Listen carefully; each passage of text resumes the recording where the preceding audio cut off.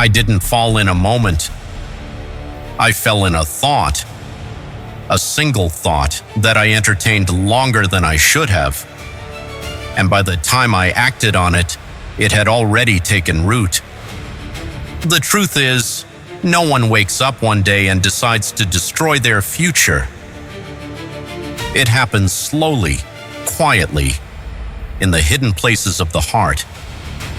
My name is Gehazi, servant of a prophet, witness to miracles, a man who stood close to power but never let it change him. And in the end, I didn't lose my position. I lost myself. Welcome to Testament Unspoken, where we bring biblical stories to life through the eyes of those who lived them. Each episode offers a raw, first-person perspective on some of the most powerful figures in Scripture, told with emotion, honesty, and depth. Please subscribe for more stories like this. I walked beside Elisha, saw what others only heard about: miracles, provision, power that could not be explained. I carried messages, opened doors, stood close enough to greatness to feel like it should have become mine, but it didn't. And that's where the problem began, because proximity is not the same as transformation. I saw the power of God, but I never let it confront what was inside me. Then came Naaman, a foreign general, wealthy, decorated, respected, and diseased. I watched him arrive desperate and leave restored. He came broken and walked away whole, and not just whole, still rich, still honored, still elevated, while I remained a servant, unnoticed, unrewarded. And something inside me whispered, "This isn't fair." When Elisha refused the gifts, something shifted inside me. Silver, gold, garments, enough to change everything. And he said no, just like that. No negotiation, no hesitation, no explanation. And I remember thinking, he's wrong. I didn't say it out loud, but I believed it. And that was the moment everything changed. Because the moment you believe you know better than God's instruction, you begin rewriting your own path.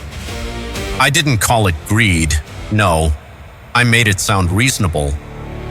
I've earned this. I deserve something. This is being wasted. That's how deception works. It doesn't look like rebellion. It looks like logic. And slowly, I convinced myself that taking what wasn't mine was somehow justified. So I ran after Naaman, each step louder than the last, each breath heavier, but not because of the distance, because of what I knew I was doing. And yet, I didn't stop. Because once desire takes control, conviction becomes easy to ignore. When he stopped, he asked, "Is everything all right?" And I had a choice, truth or advantage, and I chose advantage. My master sent me. That lie didn't just deceive Naaman, it redefined me, because once you lie to gain something, you become someone who lies. He gave generously, more than I expected, silver, garments. I held them in my hands, and for a moment, it felt like victory, like I had gained something, like I had secured my future. But I didn't realize I had just exchanged it. Because some victories are actually losses in disguise. I hid the treasure, buried it, covered my tracks, returned as if nothing had happened. And that's the most dangerous place to be. When you sin, and everything still looks normal, because it tricks you into thinking you got away with it. Where have you been, Gehazi? Such a simple question, and yet it carried everything. And I lied again, because by now, the truth felt too expensive. Then came the words that broke me. Was not my spirit with you? I was never hidden, never unseen. God had witnessed every step, every thought, every decision, and suddenly, my secret stood exposed. Then came the sentence, Naaman's leprosy will cling to you. The room went silent. But inside me, everything shattered, because I understood immediately. This wasn't punishment, this was exchange. The very disease I watched left him, entered me, instantly. My skin changed, my future changed, my identity changed. And I realized something too late. I hadn't gained anything, I had inherited something. Leprosy is not just physical, it isolates, separates, erases. I lost my place, my purpose, my future, not gradually, completely. Because sin doesn't negotiate, it takes everything it can. Naaman humbled himself and walked away clean.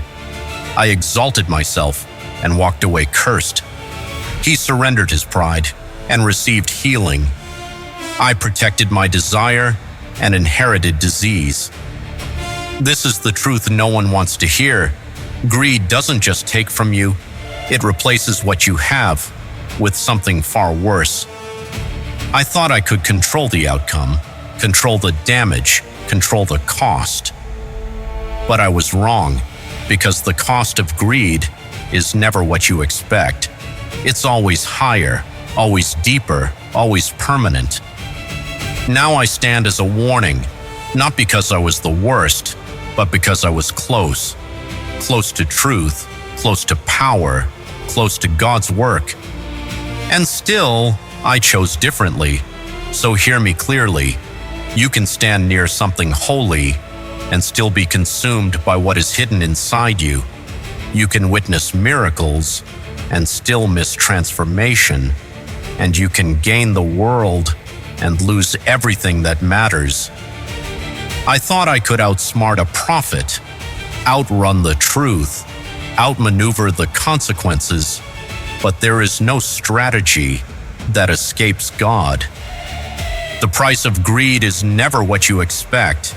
It always costs more, and by the time you realize it, it's already too late. And now I ask you, what are you chasing? What are you justifying?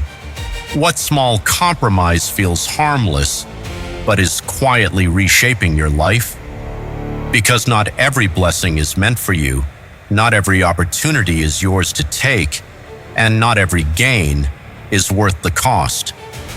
Some things will cost you your peace, some things will cost you your purpose, and some things will cost you everything.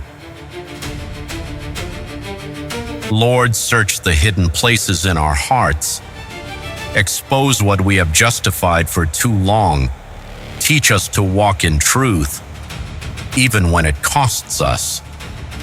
And protect us from chasing things that will ultimately destroy us.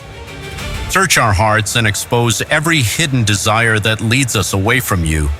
Teach us to value integrity over gain, obedience over opportunity, and truth over temporary reward. Keep us from chasing what will destroy us and lead us into what gives life. Amen.